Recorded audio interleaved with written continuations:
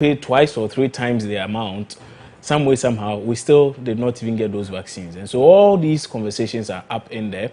And today we want to throw the spotlight on that, and as much as possible also give you a bit of an update as to the COVID situation in the country. The numbers, like I said last time, keep rising, and so we all need to pay particular attention to this. So when we return from this break, we delve into the issues and share with you some rather interesting facts about COVID-19 and the Minister for Health, Kweku Agyeman-Manu. Stay with us.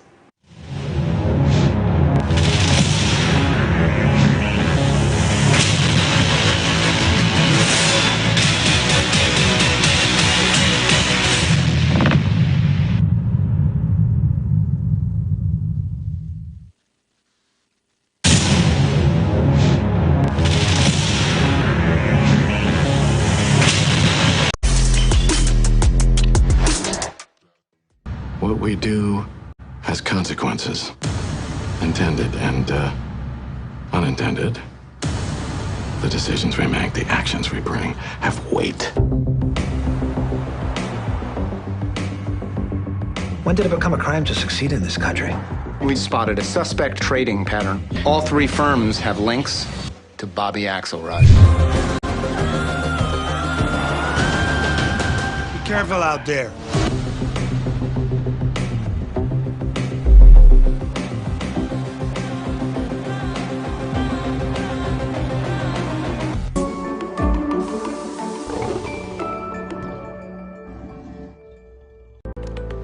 What questions are on your mind? Does partisanship permeate every aspect of Ghanaian life?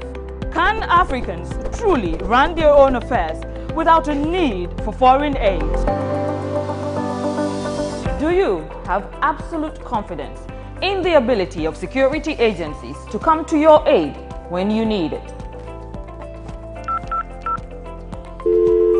Do the emergency lines in this country even work? For answers to these and more, join me, Nuang Falong, on MX24.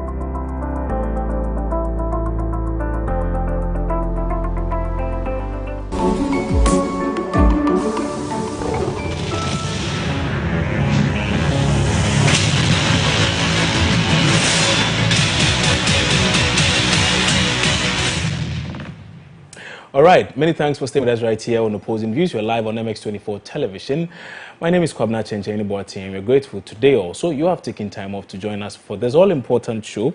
And like I said, we are talking about COVID-19 with the emphasis on vaccines and how there appear to be a few challenges with Ghana's bid to, well, it's not just Ghana, by the way. Quite a number of countries, particularly in Africa, are finding it difficult getting the needed vaccines to vaccinate the citizenry. And so it's not the case that is peculiar to just Ghana.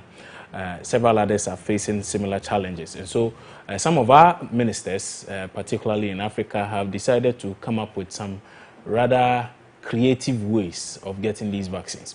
We'll come to that, as in the reason why we need these vaccines and why we must go to all lengths to get them. But let's begin to paint a certain picture about the COVID situation as it exists right now in Ghana. The president has mentioned something. He said that we must necessarily pay a bit more attention to the protocols that have been put out there. A number of people are not adhering to the protocols. And so we want to visit two places. One will be here in Accra, somewhere in Medina, and sample some views. And then we'll go to the Ashanti Regional Capital also and get some responses from there. It's a very interesting thing because if you take a look at it critically, a number of people keep saying things to suggest that, the virus is gone. There's nothing happening here. If you take a look at the numbers today, right, we have 304 new cases as of this morning, 304 new cases, with the active case count now at 3,466. 3,466. The confirmed cases now stand at 99,734. And 817 people have died of COVID. And so it is not the case that anyone is exaggerating. Now, between July 6 and now, the numbers have gone up steadily. There's an image which we would likely show to you on the screen later on. But if you take a look at that image, it will give you a fair idea of how the cases have gone up. So from 1,982 active cases to 3,124 active cases. So it moved up from 1,982 to 2,247, then to 2,512, then 2,601, 2,858, and 3,124. And now, as of this morning, we are at 3,466. And so clearly, it is not something we should be joking with. In countries such as United Kingdom, the Netherlands, elsewhere, they are vaccinated close. I think Netherlands, when I read it yesterday, they have vaccinated over 90% of the populace. In Ghana, I dare say we've not even done up to 20%. Full vaccination, I mean. And so we are in a rather difficult quagmire, and so we need to pay a bit more attention to what we do to protect one another from contracting the virus. Now, I told you that we want to paint a certain picture of how the situation is here in Accra and also in the Ashanti regional capital, Kumasi. Let's start with Accra, where a lot of people are saying there's no COVID. No COVID. I don't know why people are thinking that way, but we'll come to that in a bit. First, though, let's take you to Medina Market, from where Dr. Sena Mafedo has been interacting with a number of traders on what really the situation is, why they are not adhering to the protocols as has been enumerated by government and the Ghana Health Service. Health Service has hinted that the COVID cases are gradually rising. We are live at the Medina Market, where we see numerous people walking about without their mask. We get to ask them, why are they not wearing their mask, and why are they not protecting themselves from the deadly COVID virus?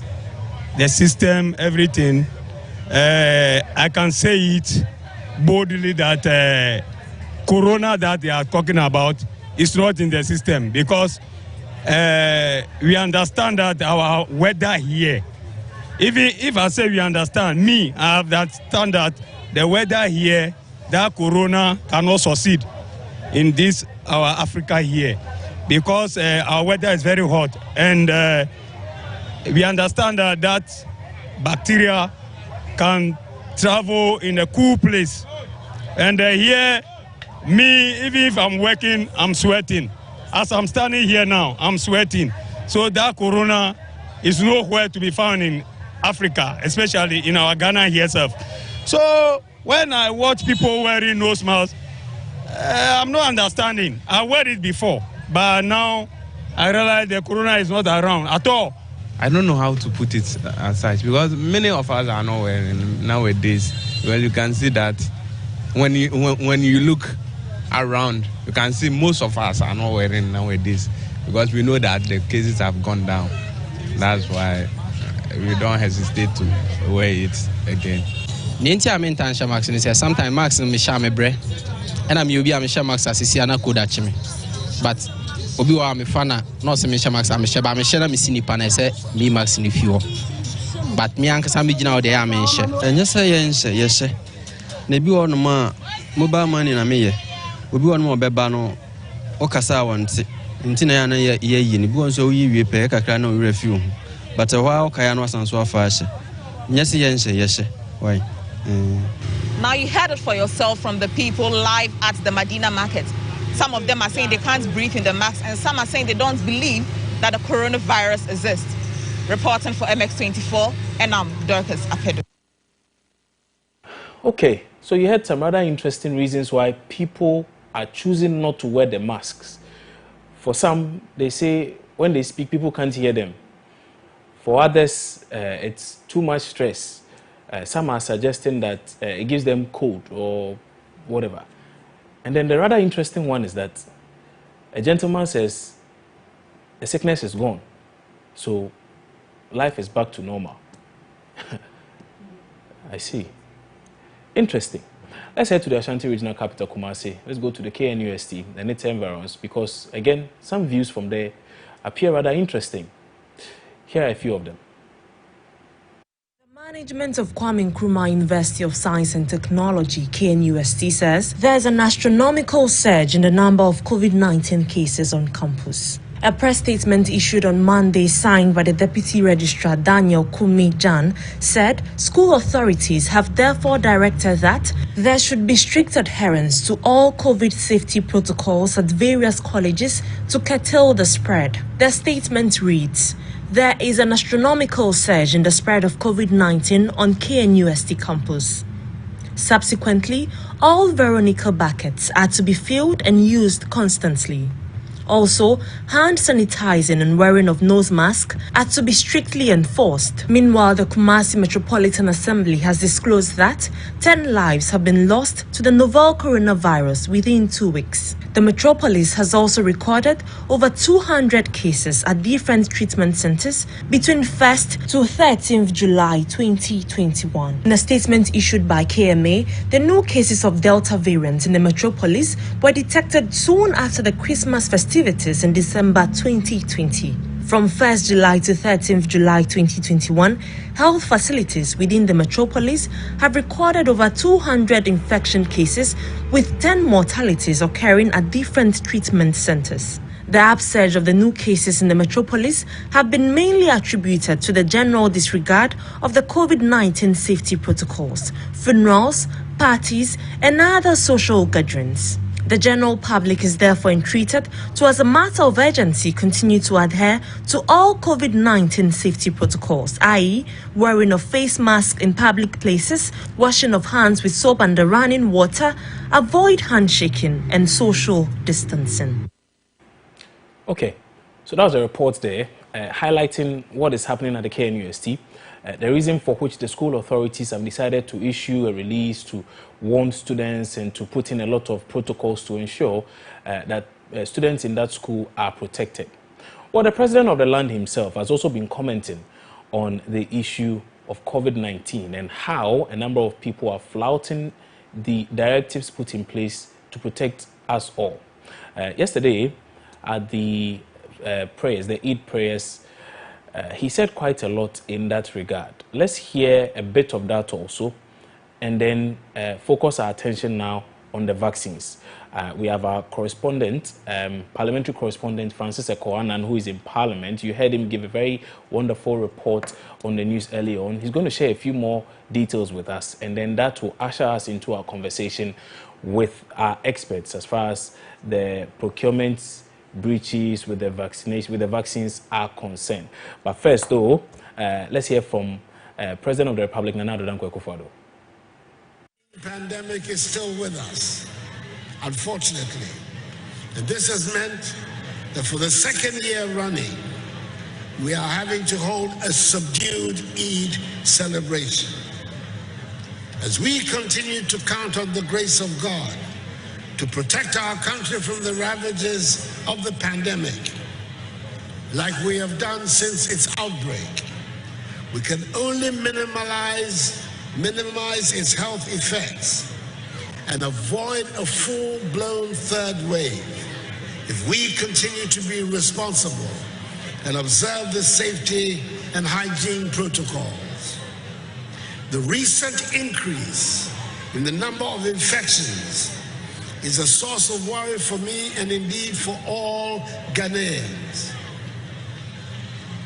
From the rising numbers, it is safe to conclude that we have let our guard down and we're beginning to live our lives and conduct our businesses as though we are in normal times.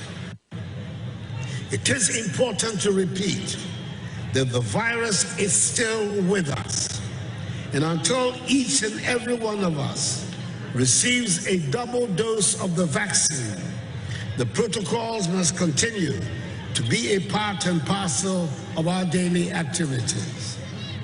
The Ministry of Health is working hard to ensure that even in the midst of a global shortage of vaccines, the target that we have set for ourselves, that is the vaccination of the adult population of Ghana, i.e., some 20 million Ghanaians, is undertaken. Until that goal is achieved, I will continue to count on the support and cooperation of the Ghanaian people to ensure our collective security. Okay, President of the Republic, Nana Addo Dankwa Akufo-Addo there, urging each and everyone to adhere to the protocols as spelled out by the Ghana Health Service and the various service agencies, health agencies, suggesting that, listen, we are not through with this virus, please, let's pay a bit more attention to it. But I told you that today we want to focus on that very probe into how the health ministry decided to procure some vaccines. Let's head to Parliament. Francis Ekowanan is our correspondent on the ground. Solid guy. He has some solid content for us as well. Eko, good afternoon. Good afternoon, KK. Eko, tell us really what has been happening in Parliament. I mean, there has been a lot of commentary on social media, but you have been through these two sittings already, where the minister has sat through and has given his testimonies. Let's take a look at how it started, what it is he said in response to some of the critical questions raised, and the reactions that may have come up even in plenary. Well, so KK, remember sometime last month, members of the minority led by Minority Leader Haruna Idrisu, supported by ranking member on the Health Committee, Mr. Kando, as well as 3 other minority MPs, brought a motion on the floor of the House for Parliament to investigate circumstances leading to the procurement of Sputnik V vaccines through a middleman. Members of the minority argued that they didn't understand why government had to resort through middlemen, someone in Dubai actually, for us to secure these Sputnik V vaccines when we could have dealt directly with the Russian government. Now, members of the minority again argued that they wanted the Speaker to set up a bipartisan committee to investigate and recommend to the House whatever sanctions that they would deem fit to, to be applicable to any government official involved in this particular deal. Now, the Speaker subsequently set up a 9-member committee chaired by Deputy Majority Leader Alexander Fenyo-Markin, supported by Vice Chairman Mr. Kando, to investigate the procurement of these vaccines. Now, somewhere last week, the committee began sitting. So this is actually the 3rd day of sitting. Now, we've had 2 sittings where the Minister of Health has been the only one appearing before the committee. He's been leading evidence as to why we decided to go on this particular tangent, why we decided to procure these vaccines through a middleman. Okay. Hold on briefly. Hold on briefly. Let's take a listen to the minister. There's a sound clip Eko brought to us about the minister responding to some questions that were posed. And among other things, he said a few things to suggest that, in fact, he wasn't even thinking straight. He doesn't even know how he got the Sheikh's number or who even recommended the Sheikh. Quite a number of things, which many have suggested leaves a lot more to be desired of a minister. So let's take a listen to some of the responses and some of the questions that came in, and then Eko will continue with his report and perhaps give us a fair idea what to expect today as well. But first, here's the minister. You seek parliamentary approval before you entered into this contract? No, please. You did not. Do you appreciate the fact that the pronouncement by the Supreme Court vis-a-vis the constitutional provision clearly talks about prior approval? You appreciate that? Honourable Chair, very much so. But my frustrations to try to get a vaccine for us at the heat of our second wave, I relied on the Executive Instrument 61 that was passed by Parliament to hide behind emergency clauses that have been invoked, to try to see if I could do that and come to Parliament to inform Parliament that this is what I have done, and therefore need regularization. I need approval to cover it, because we were in dire need of the vaccine, and I had the onus to try to procure the vaccines to vaccinate Ghanaians to protect our lives. Honourable Chair, I must be very honest with you. At the time, I have mentioned my frustration was the fact that I seriously made that error, and on hindsight, it won't happen any longer. You are aware of how we deal with emergency situations in Parliament. We have conventions and rules and regulations governing how you deal with emergency issues. i.e. appearing before the relevant committee and make a case so that the issue can be dealt with as an emergency issue. Why didn't you take advantage of that procedure? That those were not normal times. And I was seriously in the situation that couldn't make me think properly, the way you think that now I will actually address myself to the situation. Mr. Minister, are you aware that we have dealt with issues and motions on the same day before on the floor of the House, in this House? And let me give you examples. You remember the 1.2 billion and the $100 million from the World Bank? We dealt with it the same day. Couldn't you have done that? I could have done that, but the circumstances at the time was a little bit different. You have laid evidence before this committee that you used your best efforts to get diplomatic channels to enable you reach the manufacturer or the Russian authority directly. Is that correct? Yes. You even did so by producing letters as evidence of such correspondence. Is that correct? That's correct. You further indicated that it was after all those best endeavors have proved futile before you dealt with the Sheikh. Is that correct? That might not be correct. I dealt with the Sheikh before the frantic efforts to try to get the vaccines from the right source. So, were you being untruthful to this committee when you indicated that you used your best efforts to get direct access to the manufacturer and the Russian authorities before you dealt with the Sheikh? I remember I have said this. Anyway, what I said was that I made efforts, but I didn't just oppose the timing of the efforts that I made. Health Minister Kwekwaji Mamenu responding to a number of questions before that bipartisan committee put up in Parliament. Francis Ekowanan is still on. He'll wrap up the conversation with us, and then we can get to our guests and get some answers and perhaps insights as to things that have happened and perhaps the way forward. Eko, so if you can hear me, what is to be expected now? We have seen highlights of what it is that happened. There's been a lot of commentary on that, but what is expected at this very committee sitting today?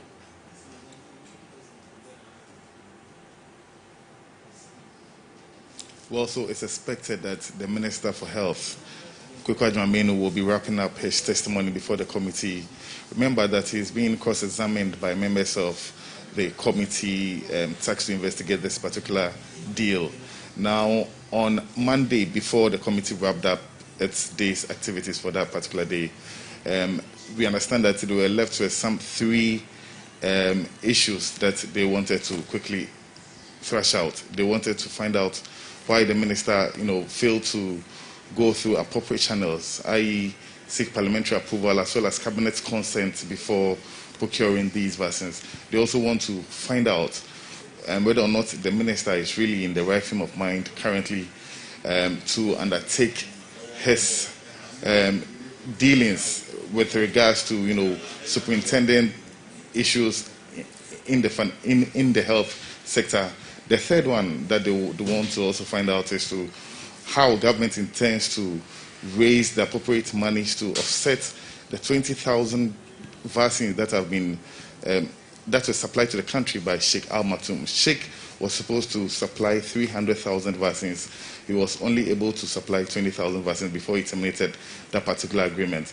We understand that government has still not paid fully the debt we owe to Sheikh Al Maktoum. So it's expected that when the committee convenes today, they will be seeking answers to all these critical questions that remain. Eko, many thanks for that update. Francis Ekowanan is the parliamentary correspondent for MX24 television, and you heard him there with those views and those reports about what is happening in Parliament, that very committee sitting, which has gotten a lot of people sharing memes and, you know, making some rather interesting comments on the issue. Okay, but time now for us to delve into our issues. And so we are very privileged to have some rather important guests join us in our conversation today. Nana Kofi Kwachi is a public health analyst. He's one of our guests joining our conversation this afternoon. Also, Dr. Thomas Anaba is the Executive Director for the African Center for Health Policy Research and Analysis. He's also a former medical director at the Ridge Hospital here in Accra. Gentlemen, good afternoon. Many thanks for joining us here on Opposing Views today. Thanks for having me. Great. Thanks for having me. Fantastic. It's great to have such learned minds on the show. I would like to start with Dr. Anaba.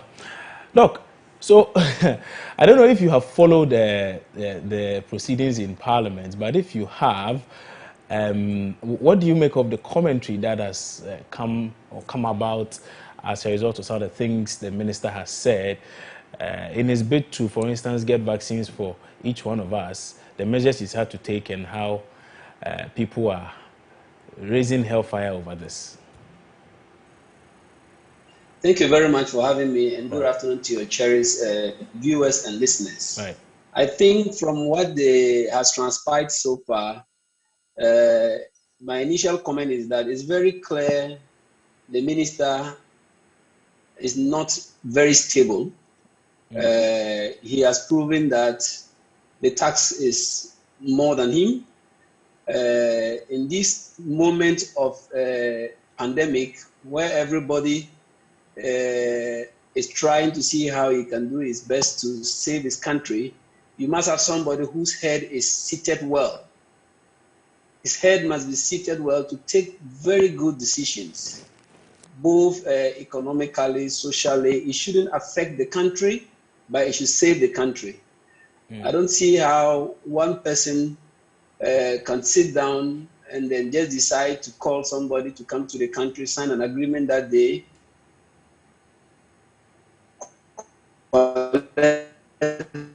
vaccines that day, causing the country procurement by WHO in procuring vaccines. He didn't even look at the market price of the vaccine and said that he was frustrated, whereby his frustration rather came after he had done his deal already.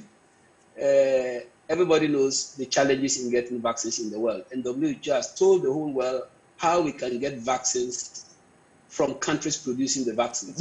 He didn't go by that. Perhaps then that could be the more reason why some would say we need to cut him some slack, because he was frustrated, he was desperate. In fact, there was a time he said even the president is fatigued by the fight. He himself is fatigued by it.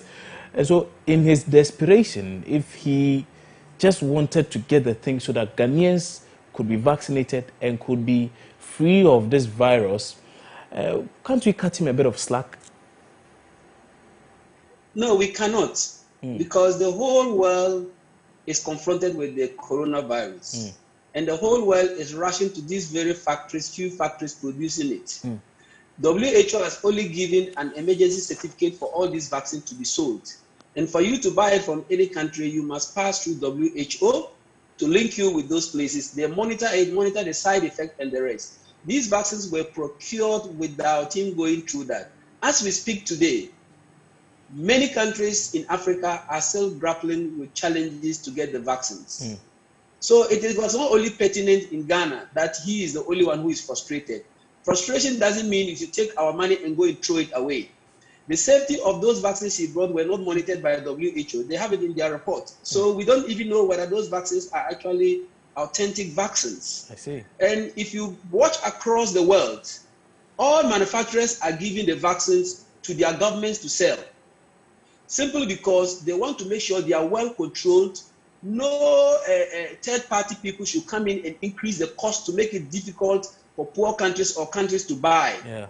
But he has defied all these precautions and gone ahead. You see from the letter that he wrote to the Russians, he wrote it days after he had met with the sheikh to negotiate for his $19 dose for the vaccine, which clearly shows that he didn't do any effort. The efforts were to be done through the African Medicine Supply Platform or COVAX.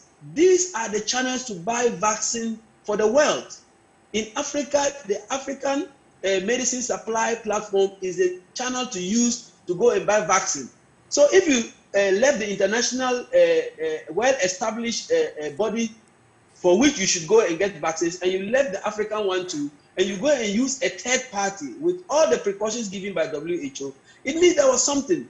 If he had bought the vaccine at the same price the other 14 African countries bought, below $10 per dose, we would have said he made efforts. But if he increased the price substantially to virtually double the price of the vaccine, with a person with a personality of having inflated goods and services sold to Ghana before, we know of that person. The NPP government accused him of selling Ameri at a very exorbitant price, for which reason they tried to negotiate. One can easily conclude that he played the game with somebody who could get him something back. So to me, there shouldn't be that because he was frustrated. Frustration will not go anywhere. If Coca-Cola is producing 1,000 bottles a day and has its sole agents, you can't use a third party to go and get the vaccine. Coronavirus vaccines have institutions in the world you must go to them to buy.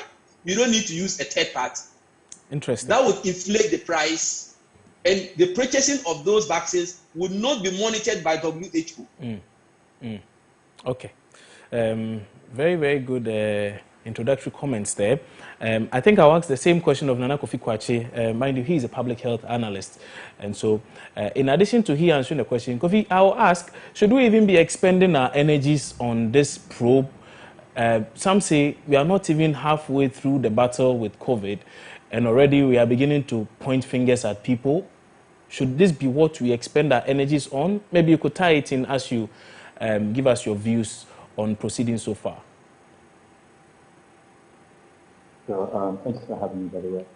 I think with this vaccine bill, it's important to understand that, some of the ways in which the pharmaceutical industry operates when it comes to the different players in the chain from the time the vaccine is produced when it's actually administered to a recipient. You have the manufacturers who are the ones who are producing the vaccines. Many manufacturers will then have a distributor whose job it is to actually do the logistics of conveying the vaccine from the manufacturer to the different markets in which it intends to sell its product. Those distributors in each of those markets might have an agent, and those agents might have consultants or local agents of that kind. In the typical pharmaceutical industry, those roles are normal, right? Those are roles that exist in the regular, professional circuit of global drug supply. The question here, though, is how those things have been amended or have evolved during this era of COVID-19. Yeah. Like Dr. Anaba said, a lot of the effort initially in terms of global vaccine equity was focused on, for African nations, COVAX, to provide 20% of the doses that we needed, and then the African Union through the African Medical Supplies Platform to provide another 60 to 80% to get us to, basically full coverage. Both of those models were built around, basically finance pooling. So we all donate our money. We do research and development with our money. When the vaccines are made, we share them equitably. And then the countries that couldn't donate, we also give them, couldn't contribute, we also donate some to them. That's the broad idea behind COVAX. The African Union model was more of a simple, here's a marketplace where we vetted suppliers, we vetted products, and we simplified the means by which countries can get it, because it also comes with financing. So if you say you want 500,000 doses, there's already financing available from the World Bank to the African Union at the time you're buying. So those are the two main ways that we wanted. Unfortunately, with the difficulties that India has had in meeting its AU and COVAX commitments, it meant that the global supplies are going to be meaningfully reduced, and that compels some countries to go into the open market to buy vaccines. Now, I think this is where we enter the realm of ethics, right? That's just the context, the reality of the situation. But the ethics comes in with how you then proceed in terms of going to the open market. It is still the case, for example, that Pfizer, is selling directly to some countries some of its COVID-19 vaccines. Africa, for example, has a long schedule over the next 3 months of supply from Pfizer that they acquired through a direct deal with the manufacturer. In that direct deal, they obviously would have worked with a distributor, a local agent, a regional agent of some kind, of Johnson & Johnson or Pfizer, whatever manufacturer that is. And so even if you're going outside of the multilateral routes, those are the people you should be dealing with. In this case here, we have a scenario where, like I said, the Russians in this case have RDIF, which is their main marketer for their vaccine, that then subcontracted Oral Gulf Investments as a distributor in Africa. Now, the question then becomes, how do you get to Oral Gulf Health? If you're going to them through people who they have recognized and have long-standing experience in the field of vaccine supply, then that's one thing. But in this case, very simple due diligence would have showed that the person who had actually emerged as a middleman for the deal was like Dr. Anaba said, someone who had a history of inflating contracts or who has been accused of having inflated contracts with government of Ghana before, and two, who is a known fugitive in another country. So there are questions there about the bona fides and the kind of veracity of the things that they'll be telling you and how you take that to bring that to bear. Now, you look at that in the context also of the value of the entire deal.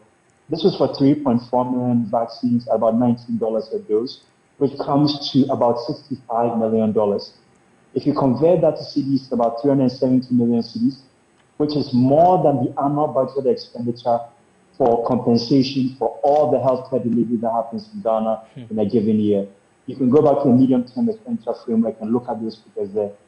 We're not talking about something that would be a rounding error. We're talking about something that would be the equivalent of giving every person, every healthcare worker involved in health service delivery in Ghana a 100% pay raise. That money is what was meant to be used for this deal. So you'd expect that at the very least, there'll be due diligence, there'll be proper procedure followed. And when you have, someone who is an accountant, former chair of the Public Accounts Committee, and the sitting Minister of Health say that they were overwhelmed by the pressures and all that stuff, so they didn't follow that. That's problematic. It's not a question of pointing fingers. It's a question of public accountability and ethics in public life. And I think so for that reason, yes, I mean, this probe matters. It matters also so that we can learn lessons for the future. If you look at the data that modelers of epidemiological outbreaks or epidemic or pandemic outbreaks look at, they will tell you that in the next 25 years, there's a 35 to 45% chance of another COVID-19-like situation happening. The lessons that we learn now are the ones that are going to inform how we do public accountability, public communication, resource allocation. And so it matters that we know what the accurate realities are. And again, so I hope we don't reduce it to a question of pointing fingers and accusing blame. We should understand it as a fact-finding exercise that informs our understanding of the measures we put in place and that holds public officers accountable for the things they say and how they execute them when they're doing tasks. Okay, that's fantastic. Because you're a public health analyst, I'm going to ask this too. Given our situation now with the increasing numbers, we are told a number of these is as a result of the Delta variant and how perhaps it's in our communities. And so the community spread is what perhaps has become our challenge. Taking a look at that now, how much of a premium do you think we need to place on the acquisition of these vaccines as of now? I mean, it's impossible to overstate how critically urgent it is that we get up our vaccination numbers as soon as possible. We are facing a variant here that is not like what we faced before, and it's important that the public understands that, and it's important that the Ghana Health Service and the government and Ministry of Information communicate that candidly and transparently to the public. The reality is that if you look at the data on when the community samples of the Delta variant were identified, it is true that the government of Ghana may have announced on July 1st, but the samples from which those Delta variant patients were identified go back to the middle of May, which suggests that the timing of when we announced it and the timing when it entered the system could be as far apart as 6 weeks. Wow. In that time, you can imagine the amount of spread that would have gone on at the time where we were downplaying and, saying that, there was only evidence of it at the airport and things like that. Yeah. The reality here is that we do have meaningful community spread of COVID-19 in the country right now. That spread is very likely being dominated by the Delta variant. And what it means for us is that the pressures that it's going to put in the healthcare system is going to be far more than we saw in the second wave or in the wave before that. And the main way we can break that is two options. Option A is, and I mean, these are not mutually exclusive. We have to be doing both ideally. Okay. But A is to make sure that we are complying with the protocols. I think it's important that the government communicates to people that this is not the time to be thinking, oh, I have a temperature gun at the entrance of my event, so I can have 1,000 people there.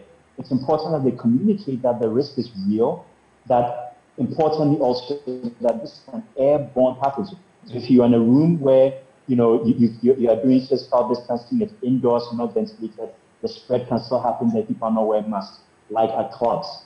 And it's important then that they make it clear that all the things that we're supposed to be doing, mask wearing, physical distancing, hand hygiene, ventilation, isolation and quarantine, that we have to be doing all those things everywhere, all the time, and really well to keep, from the situation from escalating. And then B is to make sure that as soon as the vaccines become available, we are putting them into arms, and that we are being aggressive at pursuing options for vaccine acquisition. I think it's great that we are hosting the trials for Sputnik Light, for example. Hosting those clinical trials, if you look at what Chile did, is what gives you kind of premium access to the vaccines when they're available. I think we should be trying to negotiate like Chile did, so that if we are going to do clinical trials, the vaccines at least should be packed and filled in Ghana, which would be basically an indirect investment in our pharmaceutical system as well, that has long-term benefits for us. But those are the two things we have to get done, simultaneously. So when it comes to vaccines, absolutely we have to get those quickly. But that also means not just procuring them, but combating vaccine hesitancy and misinformation that is putting people up to them, and then making sure that we are procuring them quickly. But in the interim, we do have measures that work, that we know can slow the spread, but public officials have to be committed to enforcing them. They have to acknowledge that moral authority here has been severely, weakened by a lot of recent statements that don't comply with what we know from the science about COVID-19 and government officials' own participation in flouting rules. So it's important that they approach this communication now from that position of intellectual honesty, acknowledging that errors have been made, making it clear that those errors should not be replicated in the public, and then making sure that they are communicating the absolute urgency of abiding by the protocols right now. Okay. All right, Kofi, thanks for that update. Thank you very, very much for this information. Let me hear from Dr. Thomas Anabado. Doc, Kofi Kwachi has told us the relevance of having these vaccines and having them early enough because he cannot overemphasize the need. It's very critical. So then it brings us back to the situation where we currently find ourselves, because the minister said he was desperate at a point in time when even the Delta variant was not in. Now that it is in and is spreading like wildfire, I don't know what to say. But what should be the best way of getting these vaccines, considering all the major challenges we have faced in procuring them? What more can be done? And again, if we don't do this and do this early enough, we are at risk of a rather severe pandemic, damaging a lot more lives and creating a lot more problems than we can even deal with. Thank you. I think that though we are grieving for the vaccine to be behind the impact of COVID-19, anybody to go and procure drugs without doing due diligence and searching for value for money. If we do that, they will allow people to misapply the laws and come with an excuse that because then let's go and just procure. Ready to go and buy a Pfizer at $30 per dose? No, we can't do that. Our economy is not going to permit it. We as a struggling nation must adopt measures that can allow us to mitigate the impact of the coronavirus whilst we await to get the coronavirus vaccine at sources that are authentic, price are realistic, and we don't have any doubt about their efficacy. So what my colleague just said right now is that let's make sure we abide by the COVID-19 protocols for now. Then give time for government and African countries to source their vaccines from the right sources. Going through third men, middlemen it has its own challenge. So the minister going to buy a vaccine at exorbitant price because we're in a dire need, that number of vaccines he bought, what difference could it make? It could not even take us to a herd immunity. It couldn't take us. He was going to get 3-point-something million vials of the doses of the vaccine. That wouldn't have taken us more than to 10% of the population. So I think the number that he was procuring in the first place was not going to have any impact in reducing the complications or the effect of the coronavirus in the country. What we need to do is to be calm, advise the people, lead by example, let every public servant, every government official abide by the COVID-19 protocols, insist on it being followed by all the citizens. Then slowly, when the vaccine is now spread across the world, because the developed world have even bought ahead of time the vaccines that are not even produced. So it means that they are keeping them for their citizens. Africa as a continent has sat and looked aloof, have not been ready for any pandemic to vaccine. Even to common vaccines, we don't even produce them in Africa. So I think that now we have to learn from this and really go back, like the African Medicine Agency is talking, go back and institutionalize the manufacturing of vaccines in Africa, at least to cover for the needs of Africa. Okay. How would India stop serving its people? These will be made to long-term solutions you are proposing. I'm looking at immediate solutions as we speak. Now, if I heard you correctly, you said something about the restrictions and how perhaps we need to further tighten them. Would you go as far as suggesting, for instance, that in tightening these restrictions, social gathering must perhaps be kept to, say, a maximum of, say, 50 or 100, bans on funerals or all of these other parties and clubbing and all of these things should be reinstated? Would you go as far as saying that? Definitely. I wouldn't dispute if the government brings the ban back. If the science and data, the figures and the data supports some of these measures, there's no need anybody going against it.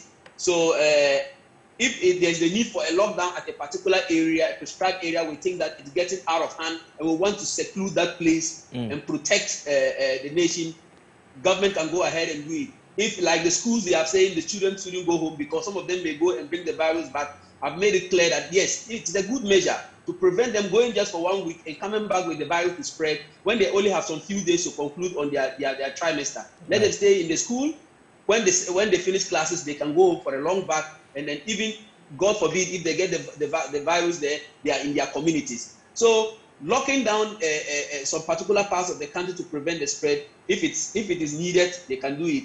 If also they think that we are supposed to ban gatherings, all gatherings like football matches, funerals, praying in mosque, praying in church, and to reduce the impact on the country. That is the only armament we have now, because we don't have the power to produce the vaccine, and we don't know where we are going to get the vaccine quickly to come and vaccinate everybody. The only thing we can do now as a group of people, as a nation, is to follow the COVID-19 protocols.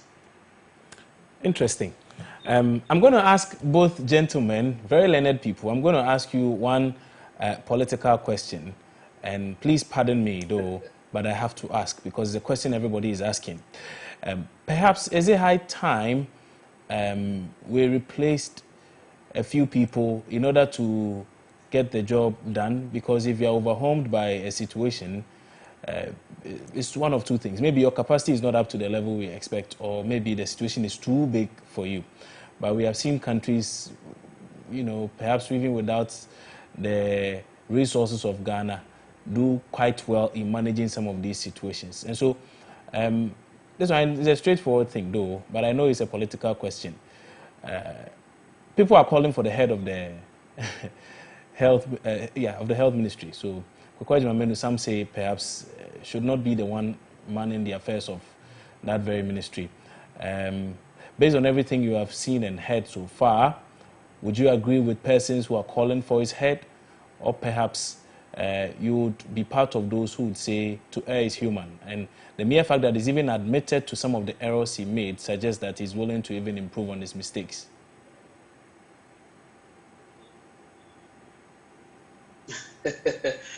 Okay, right.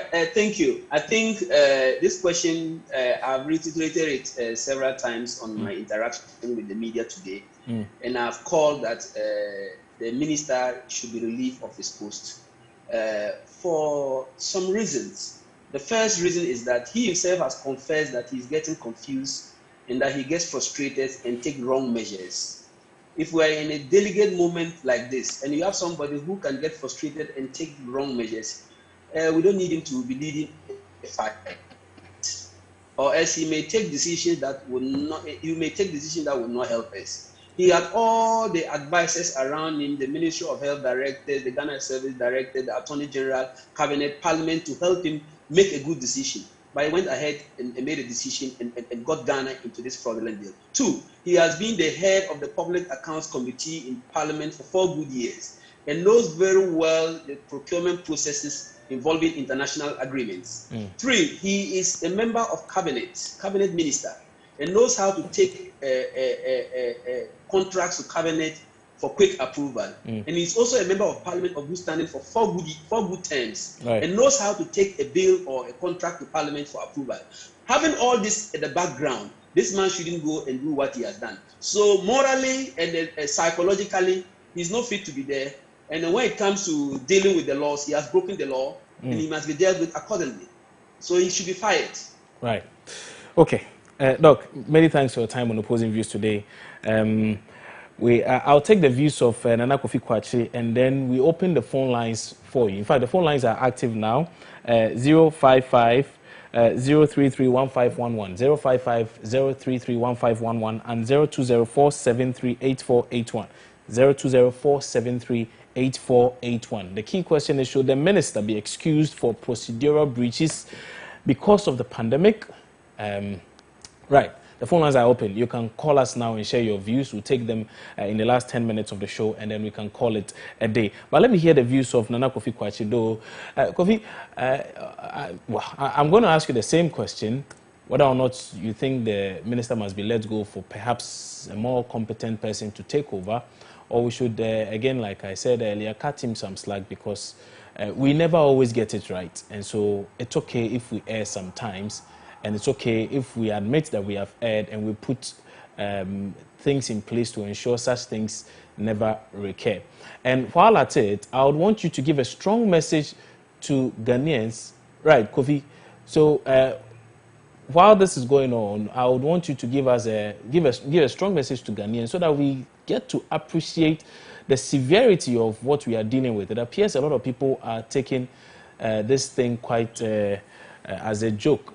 And so, Kofi, if you can help us with that, we would be really grateful.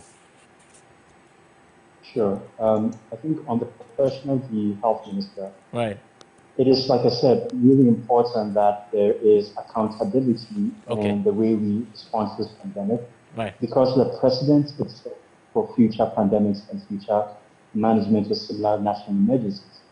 I think it's quite clear that too often in Ghana, things like this happen. There is, some public mea culpa, and then we let it slide. Unfortunately, here, this is not an error in strategy. This is an error, or not just an error in judgment. It was an error in law in terms of what you are supposed to do and what the law permits you to do. It is an ethical failing.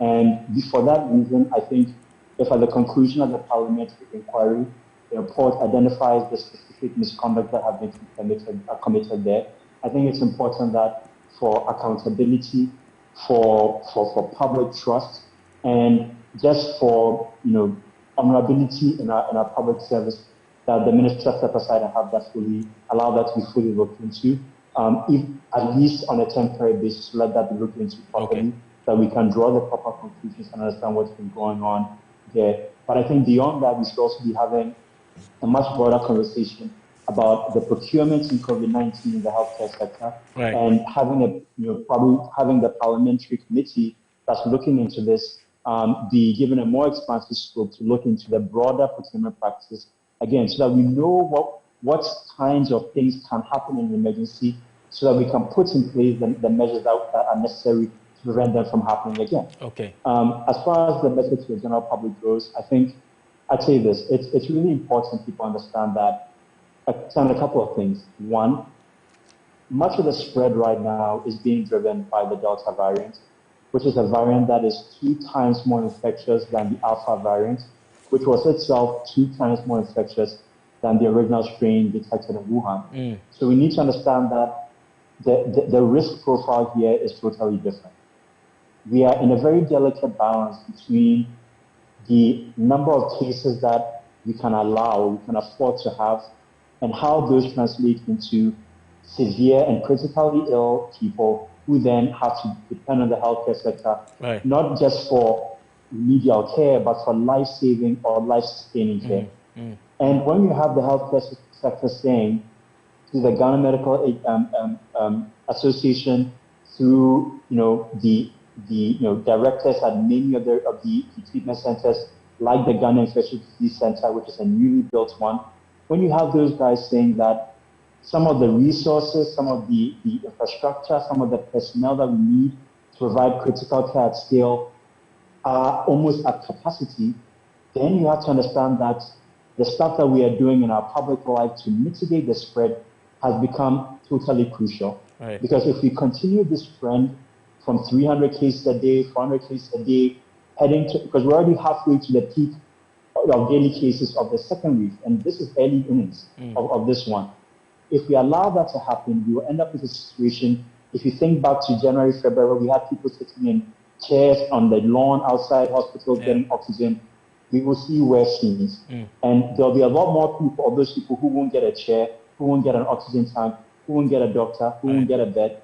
And the consequences for them, could be the loss of their life. You don't want to be one of those people. And if you don't want to be one of those people, it means that you have to take your personal protection seriously. You have to wear a mask, wear it properly, and wear the best one you can afford. If you can buy a KN95 mask that offers you better protection, I would highly recommend it. If you are wearing a regular surgical mask, it makes sense. You can wear one of the regular, easily available fabric masks over that to double mask and get a better fit. If you are working, if you are an employer, you have employees who are calling in sick, you should be doing the things that are necessary in isolation and quarantine to give people the room to do the isolation and quarantine to prevent workplace infections.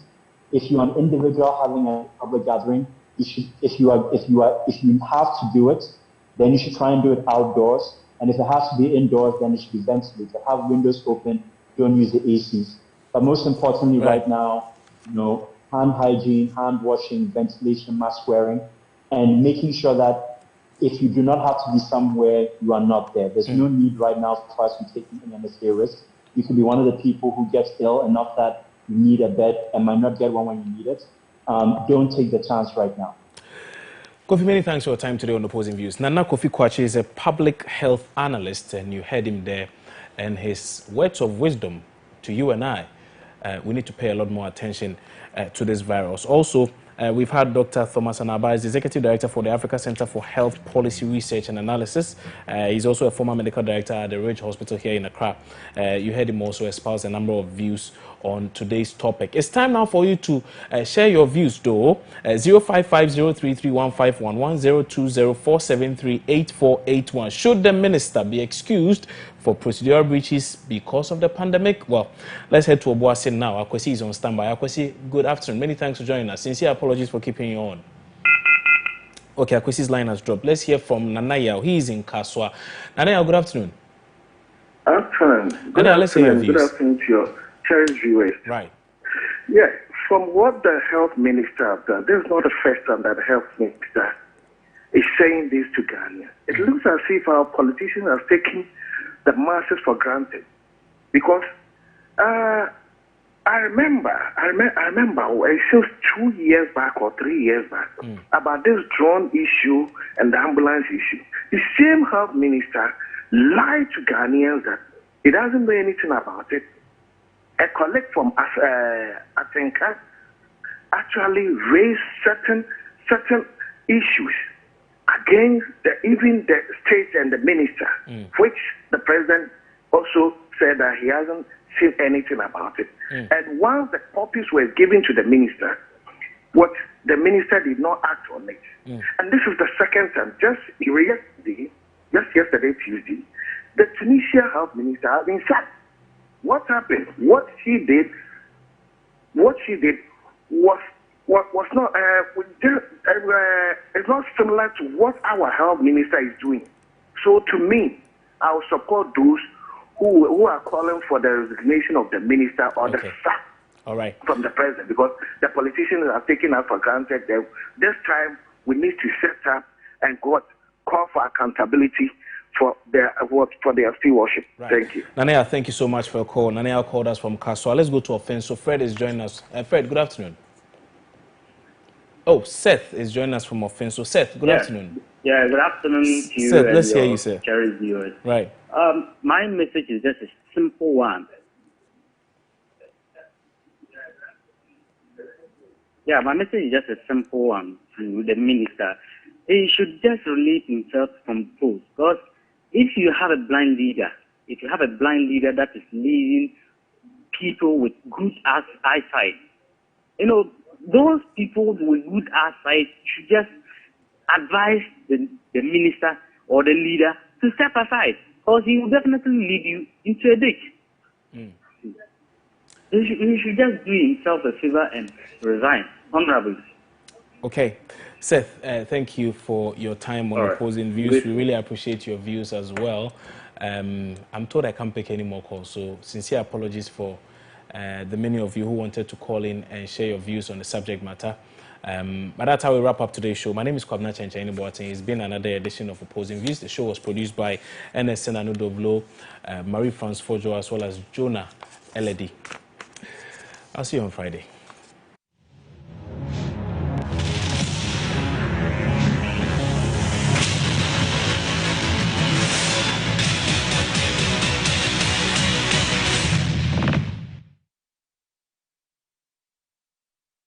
The game we love and cherish has seen players whose names first hit local headlines now become heroes idolized by fans.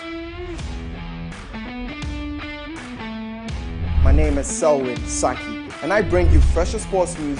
Junior, who gets a run and scores. Detailed analysis of the big names with your favorite pundits, both local and international, right on here on MX Big Sports. Highlights, interviews, features, and much more right here. Striking and keeping clear of the other Red Bull. Join me on MX Big Sports weekdays at 2 p.m.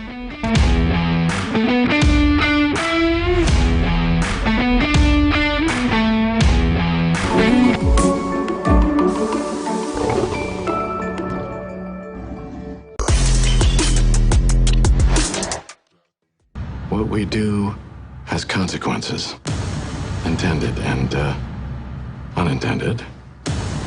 The decisions we make, the actions we bring, have weight. When did it become a crime to succeed in this country? We spotted a suspect trading pattern. All three firms have links to Bobby Axelrod. Be careful out there.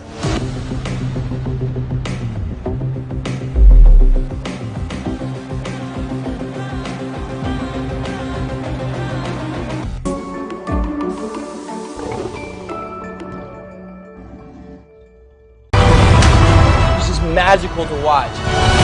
I loved it. Oh, I loved it. Again, World of Dance, another level. This could be one of the best moments of my life. I need you to remember